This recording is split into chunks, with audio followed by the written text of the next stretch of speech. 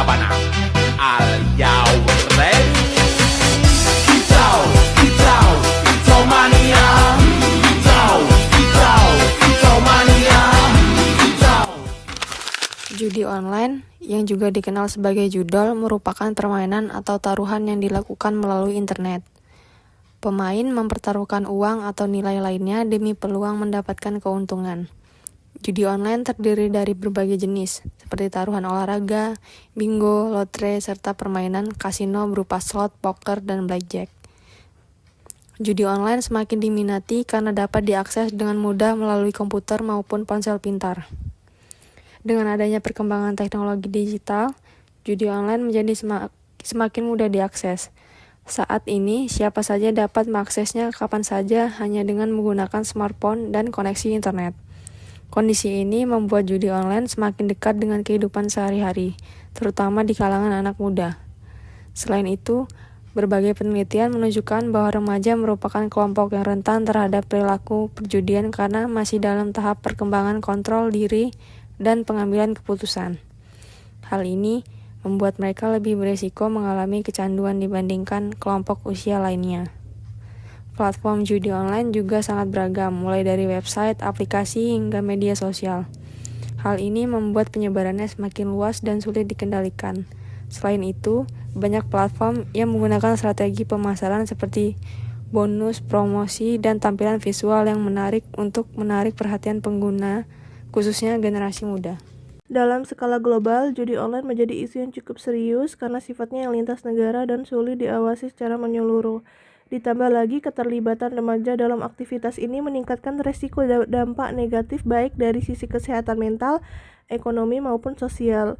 Dengan demikian, judi online tidak hanya dapat dipandang sebagai hiburan digital, tetapi juga sebagai fenomena yang memiliki dampak luas dan perlu mendapat perhatian serius. Kalau membahas judi online, biasanya yang disorot cuma kerugian uang, padahal yang tidak kalah penting adalah memahami kenapa seseorang bisa terjebak.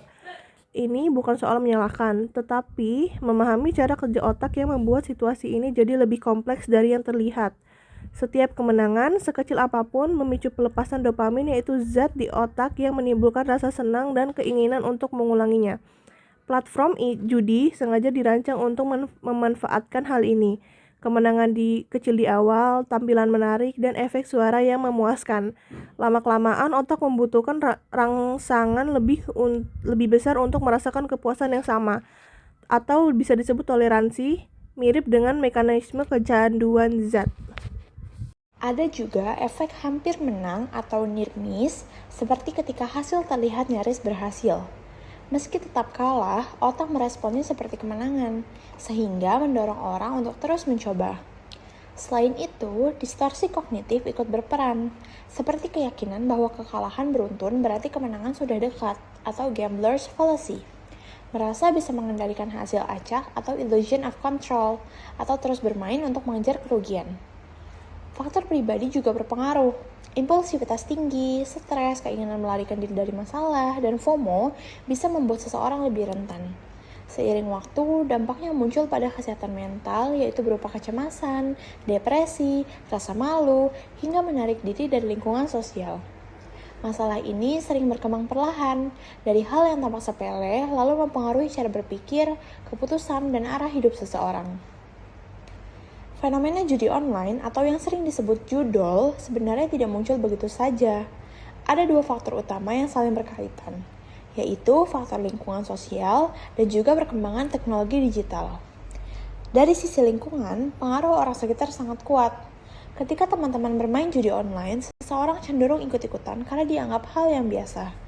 Di sisi lain, tekanan ekonomi juga menjadi pemicu. Saat seseorang membutuhkan uang dengan cepat, judi online sering terlihat sebagai jalan pintas yang menjanjikan. Masalahnya, rendahnya literasi keuangan membuat banyak orang salah paham. Judi dianggap sebagai investasi, padahal justru berisiko tinggi dan merugikan. Lingkungan keluarga juga berperan penting. Jika perilaku ini dibiarkan atau dianggap wajar, maka peluang seseorang untuk terlibat semakin besar. Ditambah lagi dengan pola pikir yang instan, keinginan untuk cepat kaya, tanpa proses yang semakin memperkuat ketertarikan terhadap judi online. Sementara itu, Dari sisi digital, akses terhadap judi online sangatlah mudah. Cukup dengan ponsel dan koneksi internet. Siapapun bisa bermain kapan saja dan di mana saja. Faktor anonimitas juga membuat orang merasa lebih aman, karena identitas mereka tidak terlihat secara langsung. Belum lagi, banyaknya iklan dan konten yang secara tidak langsung mempromosikan judi online di berbagai platform digital. Kemudahan transaksi melalui e-wallet atau transfer bank juga semakin mempercepat keterlibatan seseorang. Yang paling berbahaya, judi online sering dikemas seperti permainan biasa. Hal ini membuatnya terasa menyenangkan, padahal menyimpan risiko yang sangat besar. Ditambah lagi, banyak situs yang beroperasi dari luar negeri sehingga sulit untuk ditindak secara hukum. Jadi, judi online berkembang karena kombinasi kuat antara tekanan sosial dan kemudahan teknologi digital. Tanpa kesadaran dan literasi yang baik, siapapun bisa terjebak di dalamnya. Fenomena judi online sekarang makin sering muncul di kalangan anak muda. Aksesnya gampang, cukup lewat smartphone sudah bisa langsung masuk ke berbagai platform yang nawarin keuntungan instan.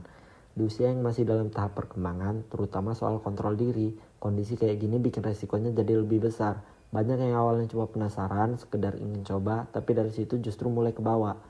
Ada beberapa hal yang bikin anak muda lebih rentan di situasi seperti ini. Seperti lingkungan digital yang punya pengaruh besar, apalagi kalau tren di media sosial mulai mengarah ke sana dan kelihatan seolah-olah itu hal yang biasa. Akses yang terlalu mudah juga bikin batasnya jadi tipis. Ditambah lagi pemahaman soal pengelolaan uang belum sepenuhnya terbentuk. Sementara keinginan untuk dapat hasil cepat seringkali lebih dominan. Lama-lama aktivitas ini bisa berubah jadi kebiasaan. Ada mekanisme tertentu yang bikin orang betah. Misalnya kemenangan kecil di awal atau tampilan yang menarik. Dari situ tanpa sadar waktu mulai kepake lebih banyak dari yang direncanakan. Kontrol diri juga mulai berkurang, apalagi kalau sudah merasa tanggung buat berhenti. Masalah mulai terasa waktu kerugian muncul. Tekanannya nggak selalu langsung kelihatan, tapi pelan-pelan muncul rasa cemas, kepikiran terus, sampai akhirnya stres. Ada dorongan buat ngejar balik apa yang udah hilang. Padahal justru itu yang bikin makin dalam. Uang juga mulai kepake ke hal yang sebenarnya nggak direncanakan, bahkan di usia yang belum punya kestabilan finansial. Di titik tertentu, efeknya mulai kelihatan di keseharian. Fokus belajar bisa keganggu, prioritas jadi berubah, dan arah yang tadinya jelas jadi agak kabur. Ada juga yang mulai ambil keputusan yang sebenarnya di luar kebiasaan, sekedar buat tetap bisa lanjut. Dan kalau diperhatiin, semuanya berangkat dari hal yang kelihatan sederhana, tapi lama-lama ikut kebawa ke cara mikir, ke keputusan yang diambil, dan tanpa sadar mulai ngaruh ke arah hidup juga. Dan di situ yang dipertaruhkan bukan cuma uang, tapi hal yang jauh lebih panjang ke depan. Dan akhirnya, mulai kelihatan kalau judi online bukan cuma soal hiburan. Ada proses yang pelan-pelan ngebentuk kebiasaan, lalu ngaruh ke cara seseorang mengambil keputusan.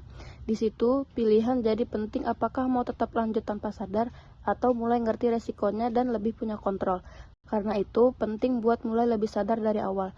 Bukan cuma soal menghindar, tapi juga soal ngerti resikonya, punya kontrol dan nggak gampang kebawa arus yang kelihatannya menguntungkan di awal.